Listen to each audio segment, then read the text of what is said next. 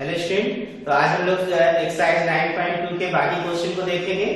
इससे पहले मैंने आपको क्वेश्चन नंबर 1 to 10 पिछला लेक्चर में बताया था। आज देखो क्वेश्चन नंबर 11 बोल रहा है sum of first P Q R term of AP दिया हुआ है एबीसी और हमें साबित करना है a upon p into q minus r plus b upon q into r minus p plus c upon r into p minus q बराबर 0। तो देखो यहाँ पर अरिथमेटिक प्रोग्रेशन है, हमें इसका फर्स्ट टर्म और कॉमन डिफरेंस नहीं पता है। सबसे पहले हम क्या करते हैं, दिए गए एपी का जो भी एपी हमारे पास है इसका फर्स्ट टर्म और कॉमन डिफरेंस को कंसीडर करेंगे। तो सबसे पहले बच्चों क्या करना, मान लेते हैं यहाँ पर let first term and common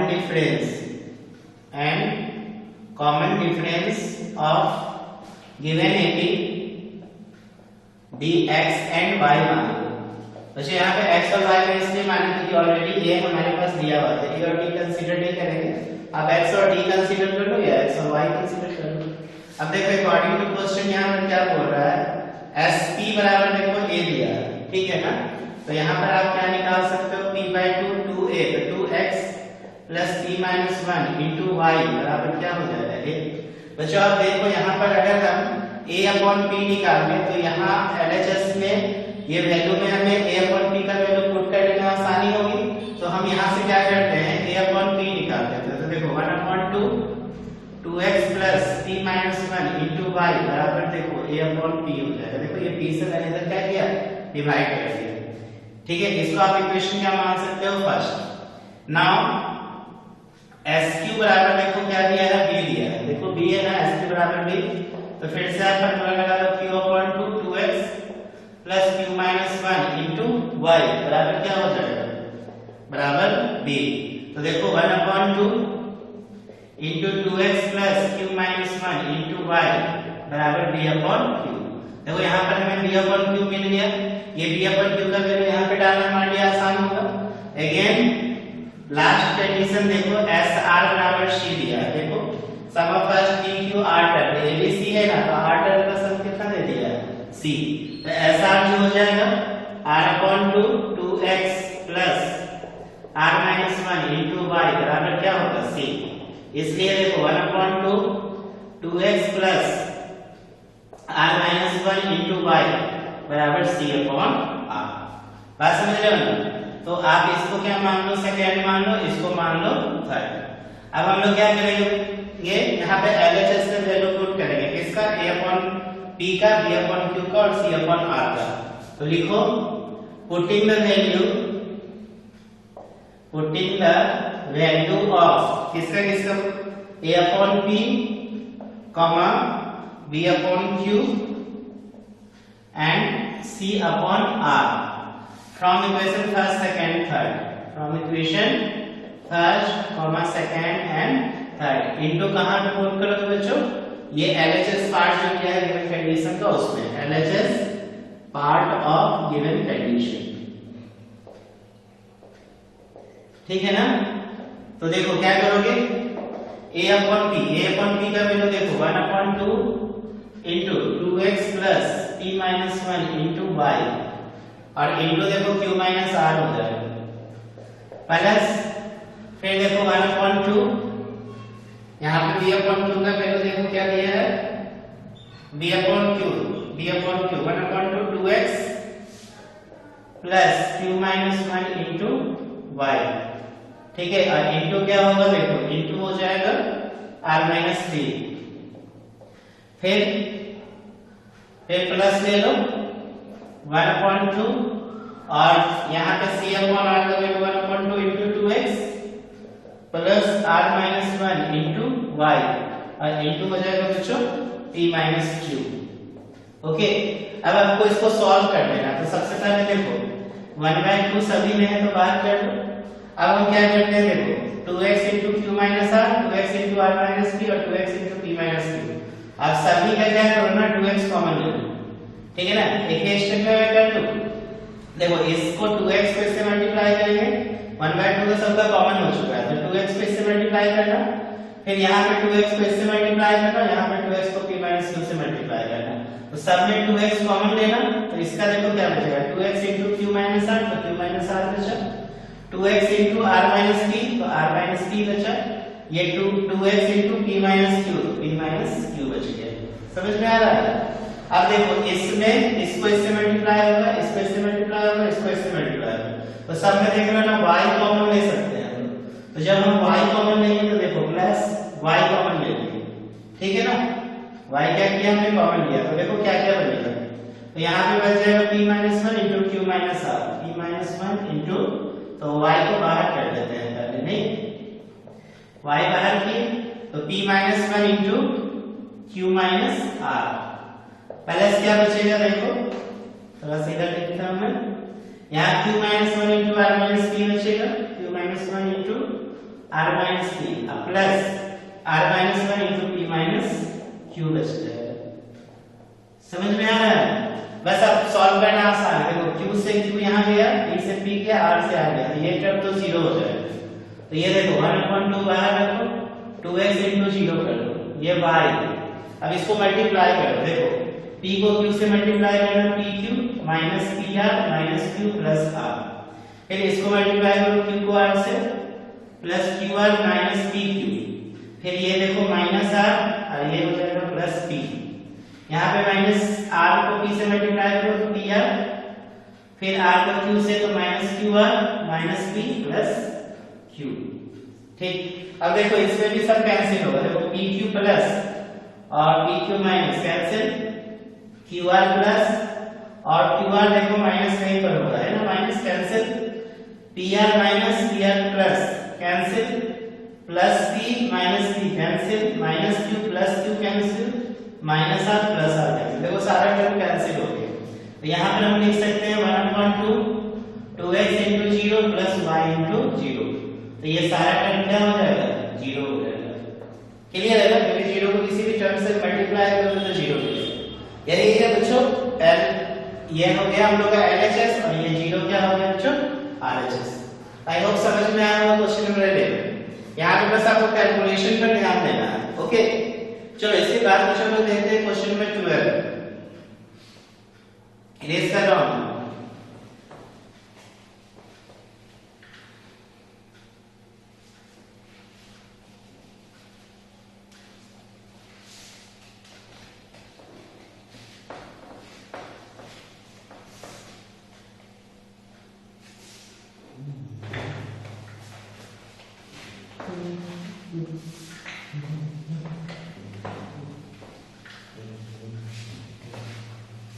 देखो क्वेश्चन नंबर 12 किस तरीके से बनाएंगे।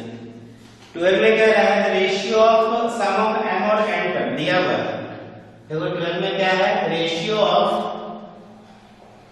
सम of m and n, sum of m terms of AP of m AP is m square is to n square दिया हुआ है, ओके। और हमें साबित करना है so that tm बोले तो m टर्म into tn का रेशियो जो होगा बच्चों 2m minus 1 is to 2n minus 1, ये हमें साबित करना है। m और n टर्म का सम का रेशियो दिया हुआ है m square is to n square, और हमें m और n टर्म का रेशियो निकालना है 2m minus 1 is to 2n minus 1। फिर से देखो जो AP दिया उसका हमें फर्स्ट टर्म कॉमन डिफरेंस नहीं पता, तो हम सबसे पहले मान लेंगे let first term and common difference of AP भी A एंड B मान सकते हैं यहाँ पर, ठीक है, या x एंड y भी मान सकते हो।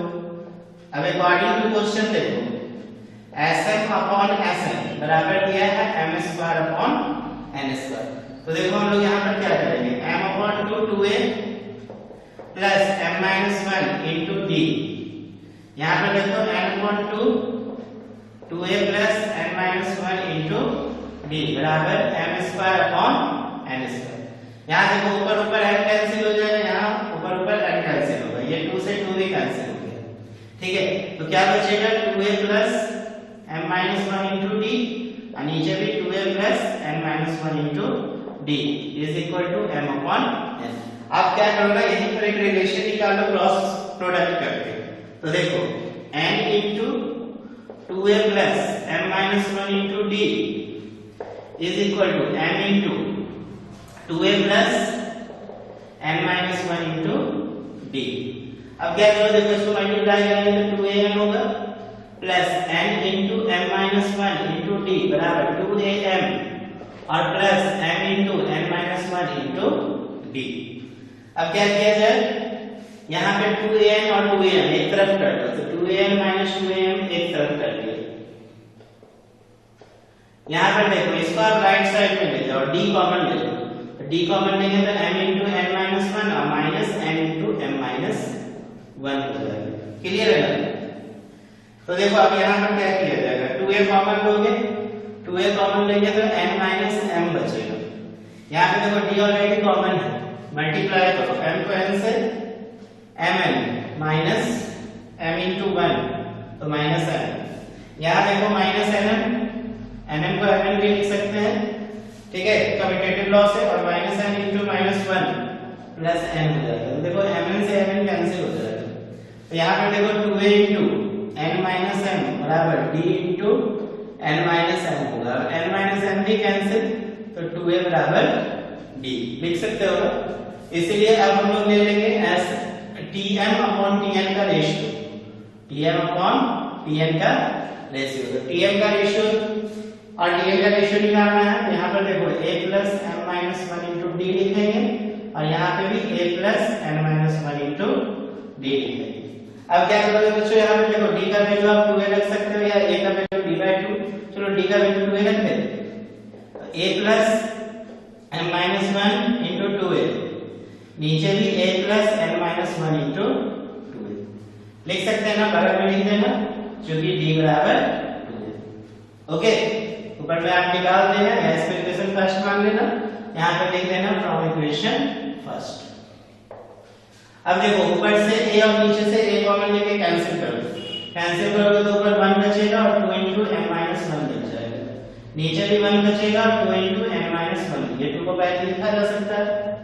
अब देखो ये क्या हो जाएगा, 1 plus 2m minus 2 into 2, और ये 1 plus 2m minus 2, तो ऊपर 2m minus 1 नीचे 2m minus 1। देखो एरिया में साबित भी करना है कि tm और tn का रेशियो जो होगा 2m minus 1 is to 2m minus 1 के क्या होगा, बराबर हो जाएगा।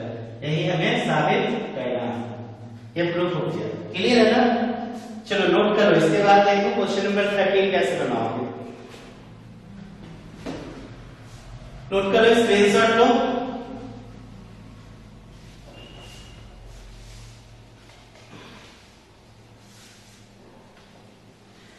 देखो ऑनलाइन का ये बेनिफिट आपको लग रहा होगा नहीं, कि क्लास में जब टीचर पढ़ाते हैं तो क्या होता है कि नोट करने में बहुत ज्यादा टाइम टेकिंग होता है। यहाँ पे आप स्क्रीनशॉट ले लो, बाद में जल्दी बैठो प्रैक्टिस करने के लिए, जहाँ पे डाउट हो आंसर्स को देख सकते हो, जहाँ पे मैग्नेटिक टर्म्स को आपको बताना हो किस प्रकार से कैलकुलेट किया जाए, पूरा डिटेल सॉल्यूशन, ठीक है ना। यही आप सॉल्यूशन इंटरनेट पे ढूंढिएगा तो आपको एकदम डिटेलिंग नहीं मिलेगा, वहां पे आपको कैलकुलेशन बहुत जगह पे हो सकता है, प्रॉब्लम हो समझने में, ठीक है।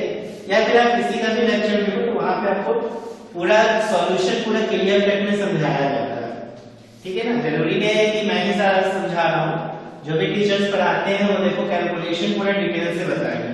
हाँ, लेकिन अगर इसका पीडीएफ फॉर्मेट में अगर हम लोग सॉल्यूशन ढूंढेंगे तो वहां पे हम लोग को एग्जैक्ट सॉल्यूशन नहीं मिल पाता। बात समझ रहे हो? क्लासेस में पूछो, स्कूल में भी पूछो, तो वहां पे टीचर आपको हर छोटा-छोटा कैलकुलेशन सिखाते हैं। कभी-कभी बच्चों को क्या होता है कि क्वेश्चन का कांसेप्ट पता होता है लेकिन बेसिक सॉल्यूशन नहीं पता होता है। जैसे मान लो कि मैं बोलूंगा कि √2 और ऊपर 2, अब इसको डिवाइड कर, यहीं पे बच्चे बहुत कंफ्यूज हो जाते हैं, ऊपर √2 आ जाएगा। कभी क्या होता है कि a - b का फैक्टराइज करना होता है, यहाँ पे बच्चे कंफ्यूज हो जाते हैं क्योंकि यहाँ पे √a + √b की जरूरत पड़ेगी इनटू √a - √b की जरूरत पड़ेगी। बात समझ रहे हो? तो बेसिक कैलकुलेशंस आपको क्लास में सीखने को मिलता है। चलो इसके बाद देखते हैं हम लोग अगला सवाल बच्चों। नेक्स्ट क्वेश्चन देखो 30 नंबर दिया हुआ है। 30 में कह रहा है कि if sum of n terms, देखो सम ऑफ n टर्म्स दिया हुआ है 3n² + 5n, ठीक है। और m फिर टर्म दिया हुआ है tm बराबर 164। हमसे पूछ रहा है वैल्यू ऑफ m का मान निकालना है। ओके, तो देखो कैसे निकालोगे। सबसे पहले हमारे पास Sn दिया है 3n² + 5। हम इसकी मदद से क्या निकालेंगे, S1 निकालेंगे, पहले टर्म का सब। तो 3 × 1 का स्क्वायर प्लस 5 × 1, तो देखो 3 + 5 बराबर 8। ये 8 जो होगा बच्चों a1 के क्या होगा, बराबर होगा। बस समझ में आ रहा है। नाउ S2 निकालो, तो S2 3 × 2 का स्क्वायर प्लस 5 × 2। अब ये S2 जो है a1 + a2 बोले तो पहले टर्म प्लस दूसरे टर्म का सम के बराबर होगा। 2 × 2 = 4, 3 × 12, 5 × 2 = 8 बराबर कितना, 22। अब आप a1 का वैल्यू देखो यहाँ पे 8 रख सकते हो, तो 8 + a2 बराबर 22। तो a2 बराबर 22 - 8, ये हो जाएगा कितना, 14। देखो 14 आ जाएगा ना, 12 से 8 गया 4, ये 14। तो देखो a1 और a2 आपके पास निकल गया AP का। तो बताओ चूंकि ये सम AP में दिया हुआ है, AP का सम का फार्मूला है ये, आई मीन जो ये सीक्वेंस जो भी टर्म कंसीडर किया होगा वो AP का ऐसे नहीं दिया हुआ है। बात समझ रहे हो।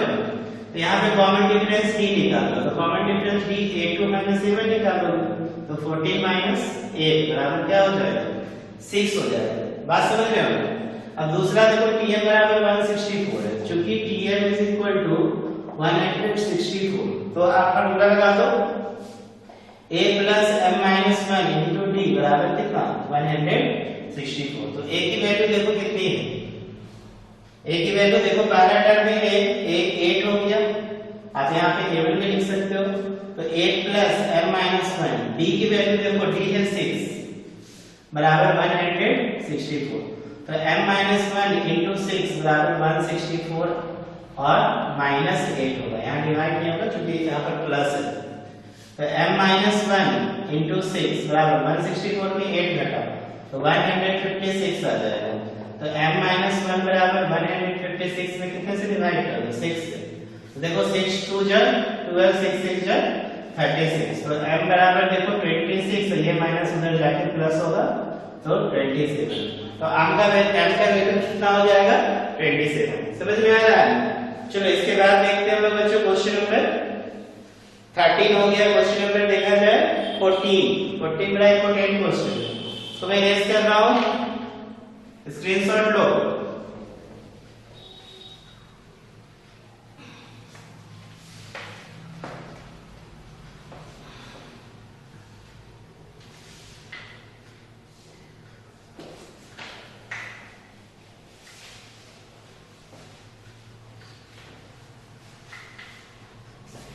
देखो बच्चों क्वेश्चन नंबर 14 में बोल रहा है कि insert 5 numbers between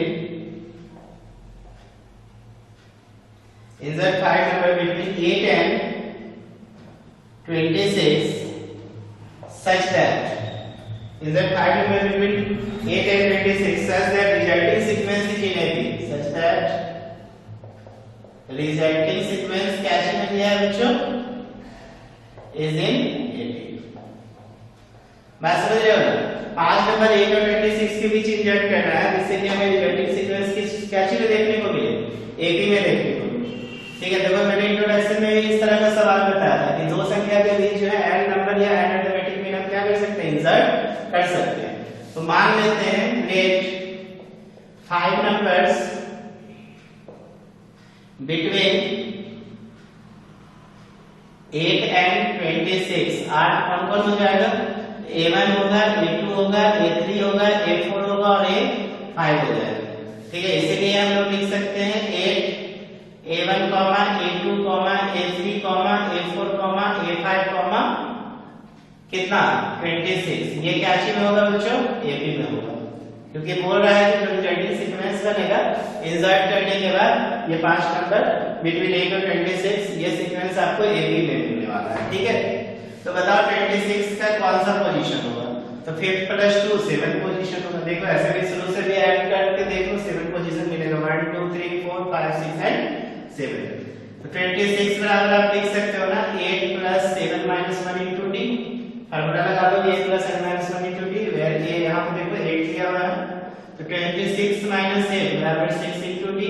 तो 18 बराबर 60 हो जाएगा। तो कॉमन डिफरेंस देखो 18 अपॉन 6 मिलके कितना हो गया 3। अब कॉमन डिफरेंस मिल गया तो ये पांचों टर्म निकालना क्या हमारे लिए आसान है, इसलिए a1 देखो a1 सेकंड टर्म है तो second term a plus d होता है, तो 8 प्लस d तो 8 प्लस 3 मिलके 11। a2 थर्ड टर्म है तो थर्ड टर्म 8 प्लस 2d होगा, तो 2 into 3 8 और 6 14।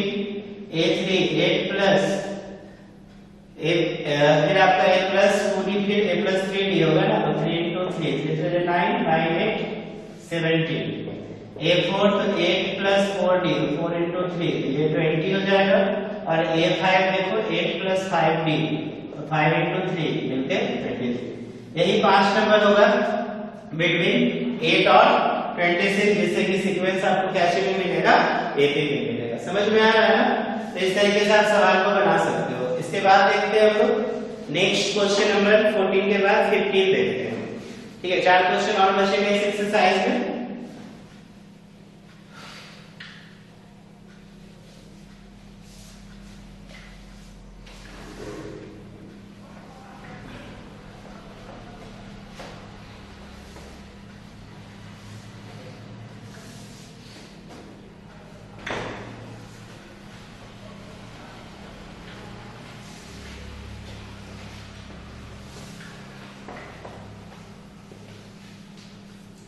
देखो बच्चों क्वेश्चन नंबर 15 में बोल रहा है कि arithmetic mean between a and b, arithmetic mean between a and b ये दिया हुआ है बच्चों a to the power n plus b to the power n upon a to the power n minus 1 plus b to the power n minus 1। ये हम लोग arithmetic में दिया हुआ है, हमसे n का मान पूछ रहा है। बच्चों हम लोग को पता है ना अरिथमेटिक में दो संख्या को कैसे निकालते हैं, a प्लस b बाई 2 निकालोगे ना, तो चूंकि am between a and b जो निकलेगा a एंड b वो क्या होगा a प्लस b बाई 2, और प्रश्न से अरिथमेटिक में दिया है a to the power n plus b to the power n upon a to the power n minus 1 plus b to the power n minus 1। इसका मतलब ये भी ab का ही am है, ये भी ab का ही am है, तो दोनों आपस में क्या होंगे इक्वल होंगे। इसलिए आप कह सकते हो a to the power n plus b to the power n upon a to the power n minus 1 plus b to the power n minus 1 बराबर a plus b divided by 2 लिखा जा सकता है। अब देखो इसको सॉल्व कैसे करें, यहाँ पे सॉल्यूशन को समझना। देखो 2 into a पे पावर n प्लस b पे power n is equal to a to the power n minus 1 plus b to the power n minus 1 को गुना कर दो a plus b से। समझ रहे हो? तो यहाँ पे देखो 2a पे पावर n plus 2b पे पावर n, यहाँ पर a पे पावर n into इसको ऐसे करो a पे power n minus 1 into a पे पावर, देखो यहाँ पे पावर कुछ नहीं है तो 1, यहाँ पे पावर कुछ नहीं है तो 1, तो a पे पावर n minus 1 को a पे पावर 1 से मल्टीप्लाई, फिर प्लस a पे पावर n minus 1 को b पे पावर 1 से मल्टीप्लाई, कोई दिक्कत नहीं, प्लस यहाँ नीचे लिख देता हूँ मैं b पे पावर n minus 1 को a पे पावर 1 से, और फिर प्लस b पे पावर n minus 1 को b पे पावर 1 से। मैंने 1 इसलिए लिखा क्योंकि हमें यहाँ पे देखो मल्टीप्लाई है और दोनों का बेस बराबर है तो पावर को ऐड करेंगे, ठीक है, इसलिए मैंने यहाँ पे 1 लिखा, कुछ नहीं था तो 1 लिखा। तो देखो 2a पे पावर n 2b पे पावर n, यहाँ पर देखो a पे पावर n minus 1 प्लस 1 हो जाएगा, इसका a पे पावर n अपॉन a पे पावर 1 into b लिख सकते हो ना। अब b पे पावर 1 को b लिखा जा सकता है, कोई दिक्कत नहीं, प्लस यहाँ पे भी देखो b पे पावर n अपॉन b पे पावर 1, देखो ये घटेगा ना, ऐसे पढ़े हो ना जनरल कैलकुलेशन m पे पावर a अपॉन m पे पावर b बराबर m पे पावर a माइनस b होता है, जबकि m पे पावर a into m पे पावर b जो है m पे पावर a प्लस b होता है। समझ में आ रहा है? तो देखो ये 1 1 कैंसिल।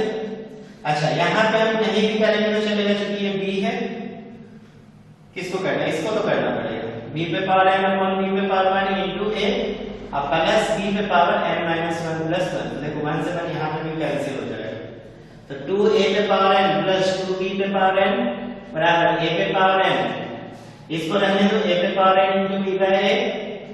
इसको क्या करोगे b पे power n into a by b, और ये हो जाएगा b पे पावर n। देखो ये b पे पावर n बच गया।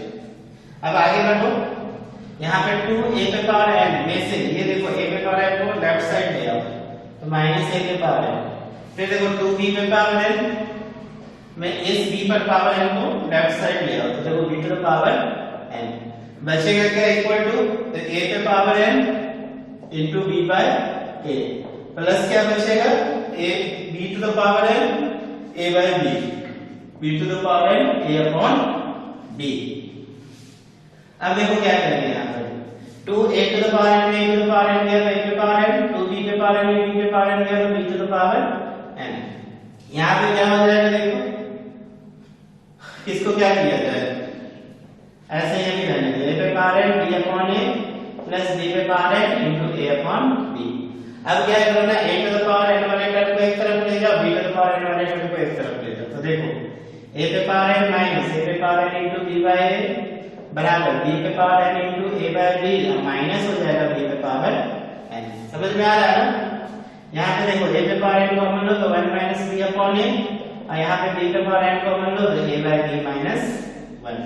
अब क्या करोगे तो a पे पावर n एलसीएम ले लो a तो a माइनस b, और यहाँ b पे पावर n एलसीएम ले लो b तो a माइनस b। अब आप देखो a माइनस b ऊपर ऊपर कैंसिल हो जाएगा, ठीक है? a माइनस b को क्या किया ऊपर ऊपर कैंसिल, मल्टीप्लाई में आ गया तो a पे पावर n अपॉन a बराबर b पे पावर n अपॉन b। अब क्या लिखोगे, ये पावर देखो 1 है, इसमें पावर 1 है b पे पावर, इसको ऊपर ले जाएंगे तो a पे पावर n माइनस 1 है, यहाँ पे b पे पावर n माइनस 1। समझ में आ रहा है? अब b पे पावर n माइनस 1 से क्या डिवाइड कर दो तो a पे पावर n माइनस 1 और b पे पावर n माइनस 1 बराबर कितना बचा है 1 बचेगा ना? क्या हम लोग इसको ऐसा लिख सकते हैं a by b पूरा पे पावर n माइनस 1 बराबर 1 लिखा जा सकता है, क्योंकि देखो ये दोनों पे पावर कितना है n माइनस 1, ठीक है? अब देखो किसी भी संख्या में पावर 0 का मान 1 होता है तो आप इसको कंपेयर करने के लिए a by b पे पावर n माइनस 1 को a by b पे पावर 0 से क्या कर सकते हो, कंपेयर कर सकते हो। तो देखो केस में आगे तो पावर इक्वल होगा तो n माइनस 1 बराबर 0 तो n का मान कितना हो जाएगा 1, ये आंसर होगा। बात समझ रहे हो ना? तो आंसर कितना हो गया n का मान 1। इस तरीके से हम सवालों को क्या करते हैं, बनाते हैं। चलो इसके बाद देखिए बच्चों हम क्वेश्चन नंबर 16 इरेज किया जाए ना, इसे नोट करो, बहुत बढ़िया सवाल है, ठीक है? आपके एग्जाम में भी ये सवाल आते हैं, ठीक? स्क्रीनशॉट लो फटाफट।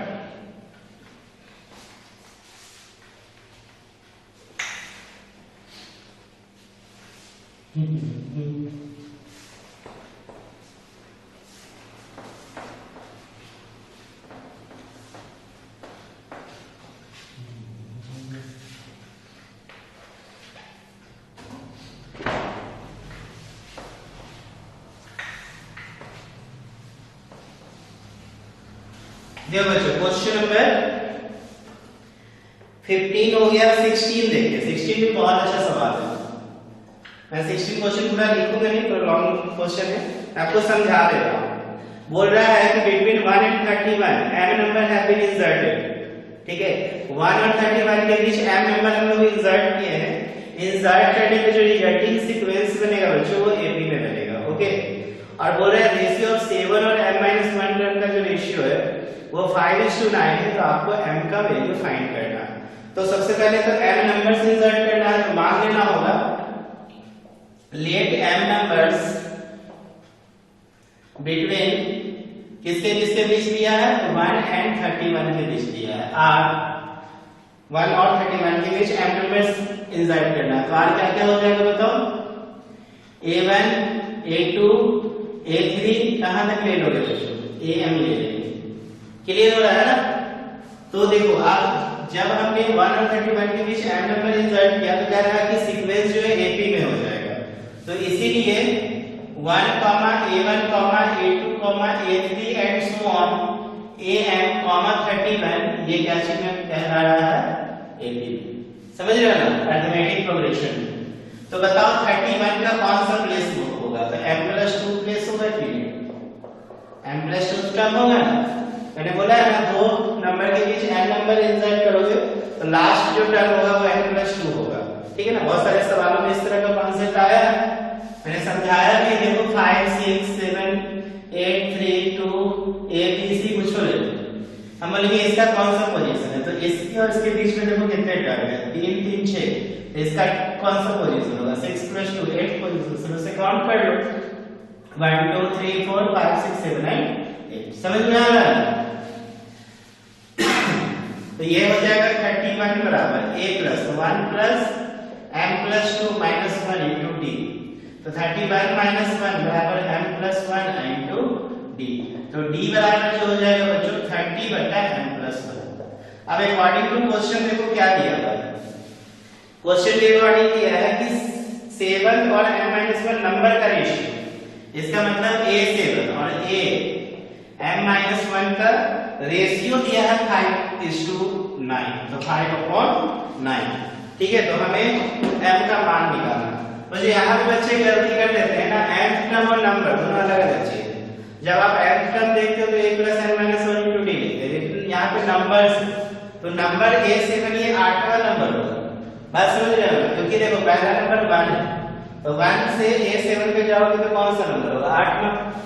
ठीक है, तो a7 को आप कैसे लिखोगे, a + 7d लिखेंगे। क्या लिखेंगे, a + 7d। तो यहाँ पे क्या हो जाएगा 1 + 7d और ये हो जाएगा 1 + m-1 * d बराबर होगा 5/9। यही चीज को यहाँ पे क्लियर करना है। नहीं तो आप हर बार में क्या करोगे, नंबर्स की जगह nth टर्म वाला कंडीशन लगा दोगे, तो a7 के लिए 1 + 6d करोगे तो गलत हो जाएगा। यहाँ पे क्लियर करना, ठीक है ना। तो देखो 1 + 7 d का मान बैठा है, तो d है 30/m+1 upon 1 + m-1 * 30/m+1 is equal to 5 कितना बन रहा है, 9। क्या करोगे, यहाँ पे देखो एलसीएम m+1 होगा, देखो इसके बट्टा में 1 है, यहाँ के बट्टा में, तो m+1 ऊपर आ जाएगा, तो m+1 + 7 × 3 210। देखो 7 के 21 होता है ना, और बट्टा कितना है m+1। ओके, चलो इसके अपॉन में आ जाओ, फिर यहाँ पे m+1 ऊपर आ जाएगा, तो m+1 प्लस, इसको ब्रैकेट में भी रख सकते हैं, प्लस 30 × m-1 और upon m+1 is equal to 5/9। अब आप देखो m+1 और m+1 यहाँ कैंसिल कर दो, तो क्या लिखोगे, m+1 और 210 को जोड़ दो तो 211। यहाँ पे देखो m+1 ये m है, अब प्लस 30m - 30 बराबर देखो 5 कितना आ रहा है, 9। तो ये देखो m + 211 और ये 31m और ये -29 बराबर 5/9। अब हम लोग क्या करेंगे बताओ, यहाँ पे क्रॉस मल्टीप्लिकेशन करेंगे, तो 9 × m + 211 बराबर 5 × 31m - 29। तो देखो 9 × m 9m हो जाएगा, 9 × 1 = 9, 9 × 1 = 9, 9 × 2 = 18, 5 × 1 = 5, 1 × 5, 5 × 3 = 15, 150m माइनस 5 × 9 = 30, 5 × 2 = 10 और 3, ओह सॉरी 5 क्या मैं बोल रहा हूँ, 5 9 जो है ना, 5 9 = 45, 5 हो जाएगा ना, और 5 × 2 = 10 और 4 145। ठीक है ना, समझ में आ रहा है, 145 अगर 5 × 20 टाइम को मल्टीप्लाई करोगे तो। अब देखो 1899 में 144 को इधर लाके ऐड कर दो, और ये 155 - 9m कर दो, 155m - 9m। यहाँ देखो 9 और 5 14, 9 4 31 14, 8 8 9 1 0 1 2 2044 होगा ना, देख लो 9 4 1 7 4 8 9 10 से सुना 2 2044 बराबर 15 में से 9 जाएगा, 9 का 15 होता है ना, तो 146m होगा। अब आप चाहो तो यहाँ से m निकालो। ओके, तो m देखो कैसे निकालोगे, 2044 में आपको डिवाइड करना पड़ेगा कितना से, 146 से, तो डिवाइड कर दो। देखो 1 टाइम्स में लगाओगे तो 146, 14 में से 6 जाएगा 8 बचेगा, 9 में से 4 जाएगा 5 गया 4, 4 बार में लगा दो एक कट जाएगा पूरा पूरा, 6 चौक 24, 4 चौक 17 17 18, 4 एक 4 एक 5, 14 टाइम्स में देखो ये कैंसिल हो गया, तो m का मान कितना हो जाएगा 14 होगा, कितना होगा 14। समझ में आ रहा है? चलो नोट करेंगे। इसके बाद हम लोग देखते हैं क्वेश्चन नंबर 17 एंड 18, बढ़ा जाएगा आगे। चलो इरेज कर रहा हूं।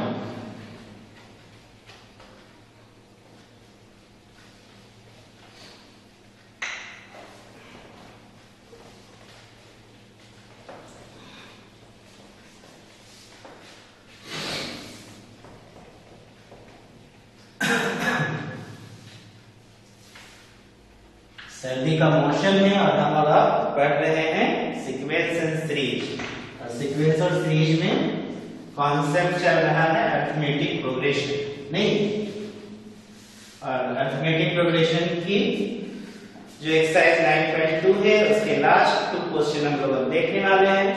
जैसे लास्ट 2 क्वेश्चन में देखो, क्वेश्चन नंबर 17 बहुत ही आसान है, मैं आपको हिंट्स दे रहा हूं, बना भी दे रहा हूं थोड़ा सा। 17 में बोल रहा है कि man starts repaying a loan of first instalment. तो व्यक्ति है जिसने लोन लिया था और वो अपना पहला इंस्टॉलमेंट जो है 100 रुपया दे रहा है, और वो हर मंथ इंस्टॉलमेंट में 5 रुपीस इंक्रीज करके दे रहा है। तो बोल रहा है वो 30 इंस्टॉलमेंट में कितने रुपीस को पे करेगा।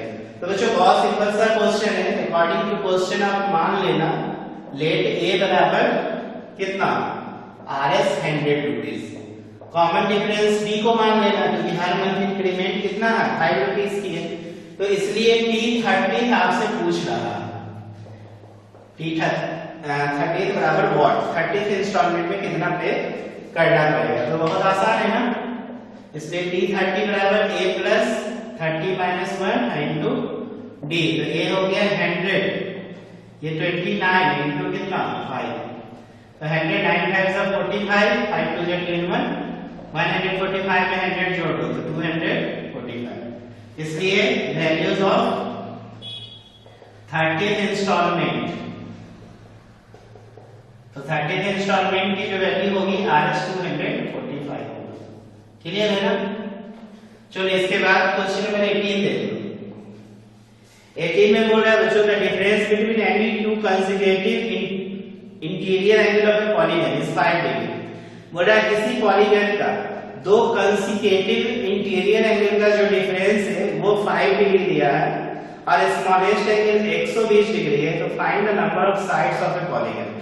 बच्चों किसी भी पॉलीगन में जो सम ऑफ एंगल आप निकालते हो, जनरल आप ज्योमेट्री से अगर देखोगे तो n - 2 * 180 डिग्री होता है। देखो यहां पे मैं लिख दे रहा हूं sum of all angles, all internal, क्योंकि एंगल्स 2 प्रकार के होते हैं, इंटरनल भी होते हैं और एक्सटर्नल भी होते हैं। तो sum of all internal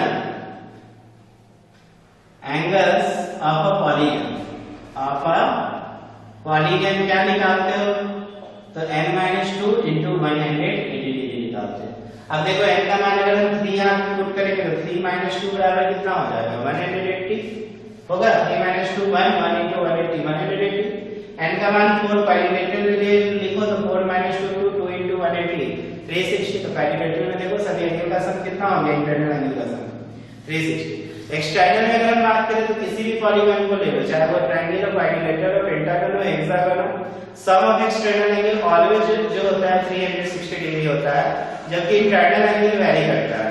triangle का 180 तो क्वाड्रिलेटरल का 360, तो इस तरह पेंटागन का अलग निकलेगा। पेंटागन में 5 ले लेंगे यहां पर n का मान, तो 5 - 2 3 * 180 540 डिग्री निकल जाएगा।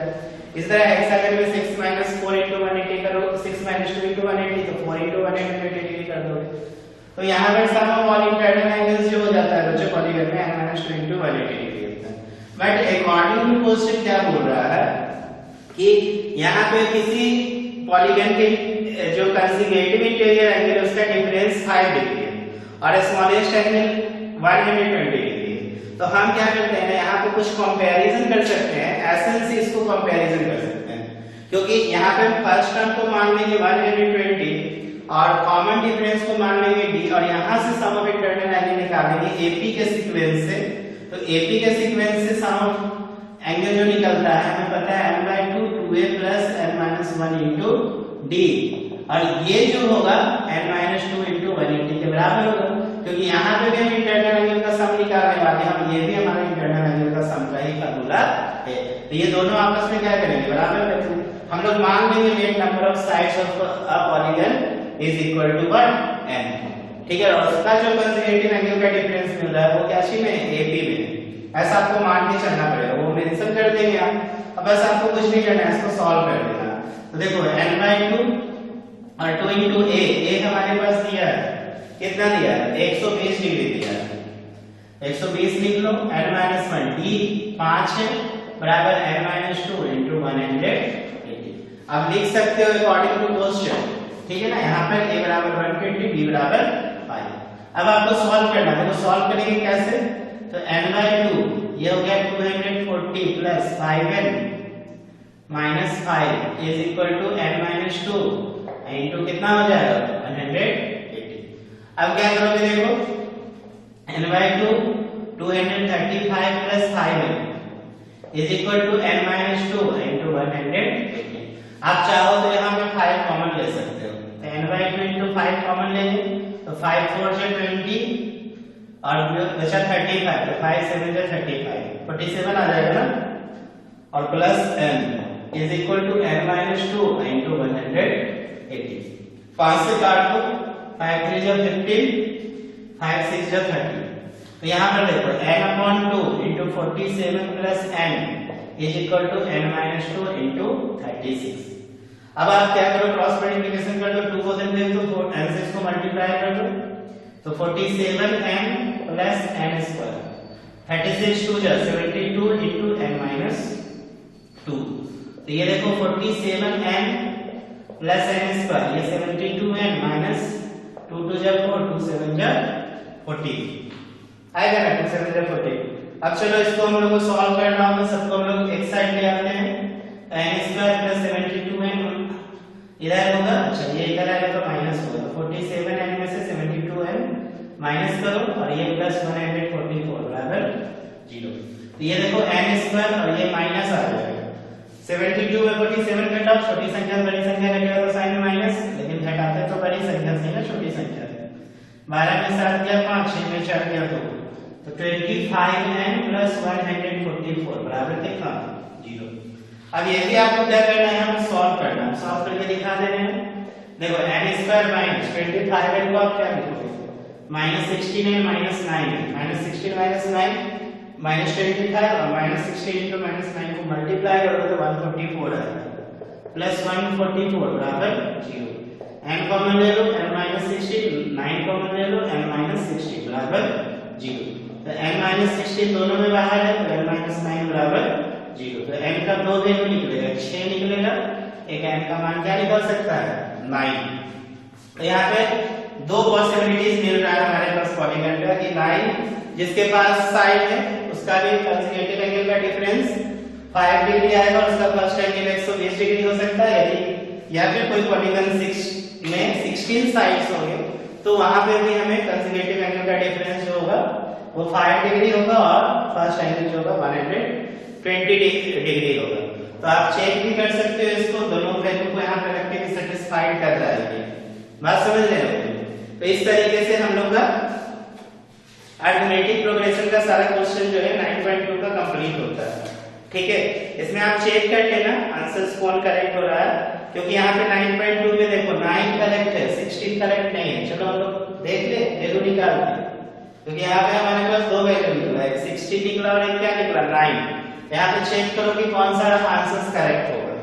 इसका मतलब है जो दो वैल्यू है इसमें 16 करेक्ट नहीं होगा, इसका मतलब 16 इसको सेटिस्फाई नहीं करने वाला।